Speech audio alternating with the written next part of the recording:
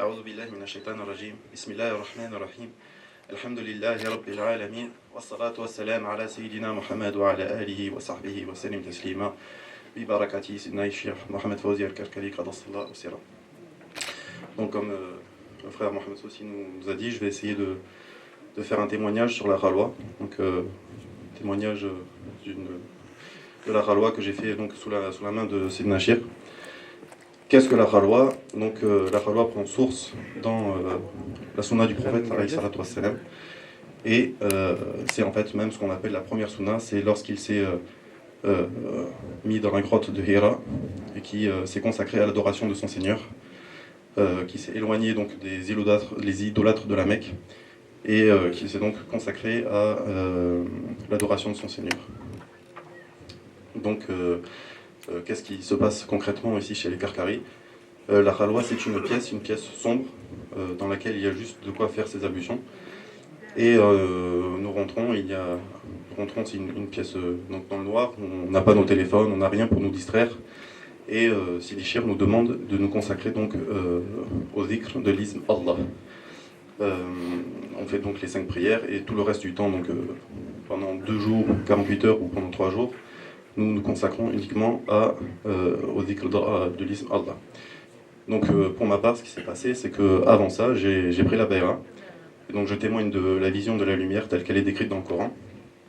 Et suite à plusieurs mois dans les adorations, petit à petit, Allah m'a honoré de la vision de la lune. Et Sidi Cher m'a dit que ça, c'était un signe pour lequel j'allais commencer à rentrer en Khalwa. Et c'est quelque chose qu'il dit souvent aux disciples. Donc la vision de la lune, c'est un des premiers signes qui nous mène donc à la Khalwa. Et donc on verra plus tard à quoi sert cette Khalwa, à quoi sert la vision de cette lumière que l'on obtient en se soumettant pendant 48 heures, pendant 72 heures, exclusivement à l'adoration d'Allah. Donc je suis rentré dans cette Khalwa, et Sidi Cher m'a donc demandé de faire le dhikr, de me concentrer, mon intention sur la méditation des cieux et de la terre. Et le premier jour, j'ai vu un hadith du prophète sallallahu alayhi wa sallam, dans lequel il dit le premier ciel par rapport au second est comme un anneau dans un désert, le deuxième par rapport au troisième, etc. Et donc j'ai vécu ça sous forme de lumière, donc le regroupement des cieux en vision de lumière, donc pendant que je faisais le dhikr. Donc le soir même, le Shir est venu me voir et il m'a expliqué un petit peu ce que c'était. Et il m'a demandé de continuer pour un deuxième jour. Pendant le deuxième jour, j'ai continué. Et là, j'avais une alternance entre voir que de la lumière, c'est-à-dire quand je fermais les yeux, je voyais uniquement de la lumière. Et j'avais des périodes où je ne voyais rien, c'était dans les ténèbres. Ainsi de suite, et je revoyais uniquement de la lumière, et ensuite les ténèbres, etc. Et à la fin de cette deuxième journée, Sidi Cher est venu. Il m'a demandé ce que j'avais vu, ce que j'en avais compris. Et à la fin, il m'a donné ce qu'on appelle le secret. Donc le secret, en fait, tout simplement, c'est la ilaha illallah. C'est comment acquérir cette connaissance du tawhid véritable, telle que elle est écrite dans le Coran, dans l'histoire de Sayyidina Ibrahim, alayhi salam. Donc je vais parler de certains versets qui sont dans la sourate Les Bestiaux. Donc, à partir du verset 74, rappelle le moment où Abraham dit à Hazar, son père, prends-tu des idoles comme divinité? Je te vois, toi et ton peuple, dans un égarement évident.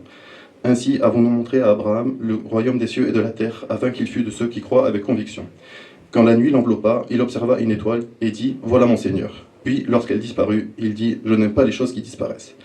Lorsqu'ensuite il observa la lune se levant, il dit « Voici mon Seigneur ». Puis, lorsqu'elle disparut, il dit « Voici, si mon Seigneur ne me guide pas, je serai certes du nombre des gens égarés ». Puis, lorsqu'ensuite il observa le soleil levant, il dit « Voici mon Seigneur, celui-ci est plus grand ». Puis, lorsque le soleil disparut, il dit « Ô mon peuple, je désavoue tout ce que vous associez à Allah. Je tourne mon visage exclusivement vers celui qui a créé, à partir du néant, les cieux et la terre, et je ne suis point de ceux qui lui donnent des associés. » Donc ici, en fait, après être sorti de la Khalwa, j'ai relu ce passage, et j'ai été vraiment étonné, c'est exactement ce que j'ai vécu. Et j'ai vu, en fait, à quoi ça a mené, et c'est vraiment parfaitement en concordance avec le vécu, avec ce que j'ai vécu dans la Khalwa. Donc, comme on sait, les prophètes ne peuvent pas être idolâtres. C'est confirmé même par Allah dans le Coran. Il y a un verset qui dit que Sayyidina Ibrahim n'a jamais été parmi les idolâtres. Et dans son histoire, il luttait contre son peuple, justement, qui adorait des statues. Donc lorsque il dit qu'il voit une étoile, qu'il voit une lune, qu'il voit un soleil. Ce n'était pas des astres, c'est justement cette lumière telle qu'elle est décrite dans le Coran, dans le verset de la lumière. Et donc le premier verset que nous intronçons, c'est « Quand la nuit l'enveloppa, il observa une étoile ». Donc ça c'est le début du cheminement. Quand la nuit l'enveloppa, en fait ça correspond à la khalwa, c'est-à-dire l'éloignement des idolâtres. Pour nous, à notre époque, c'est l'éloignement de tout ce qui est téléphone, de tous les divertissements qui peuvent nous détourner.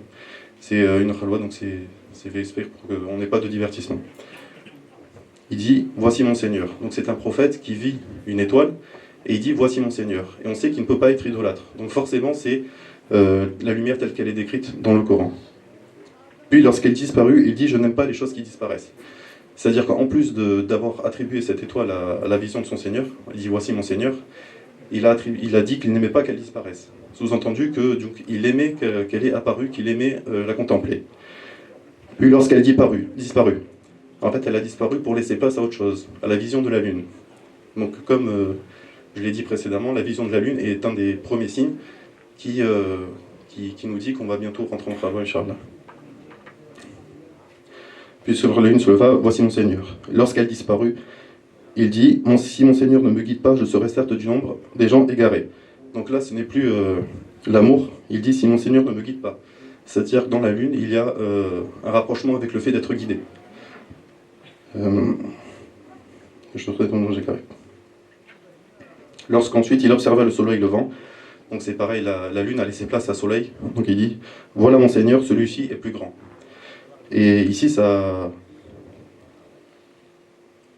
Et ensuite, il en conclut donc, lorsque celui-ci est disparu, il dit, oh mon peuple, je désavoue tout ce que vous associez à Allah. Et ça, c'est exactement ce que j'ai vécu dans la khalwa, lorsque le shir est venu, qui m'a donné le secret. En fait, après ça, je priais, j'ai fait 2 rakats dans la khalwa, qui était entièrement plongé dans le noir, et en fait, autour de moi, je voyais tout illuminé. Et à tel point que je me suis dit, Sidi Cher est parti, et il a laissé la lumière de la pièce allumée. En fait, je voyais comme s'il faisait jour dedans. Et c'est quand je suis sorti après de khalwa, je voyais en fait le monde comme ça. Je le voyais vraiment illuminé concrètement, les yeux ouverts. Je voyais la lumière sur les murs, je voyais la lumière partout. Et donc c'est ce qui m'a fait comprendre le tawhid, exactement comme Sayyiduna Ibrahim lorsqu'il dit « Je tourne mon visage exclusivement vers celui qui a créé à partir des noms et sur la terre, et je ne suis point de ceux qui lui donnent des associés. » Voilà. Et donc j'espère que ça pourrait vous convaincre un petit peu de venir, de goûter à cette lumière, à ce véritable lien avec notre Seigneur, et à pouvoir découvrir qu'est-ce que la véritable unicité d'Allah. Alors, moi c'est Ishir.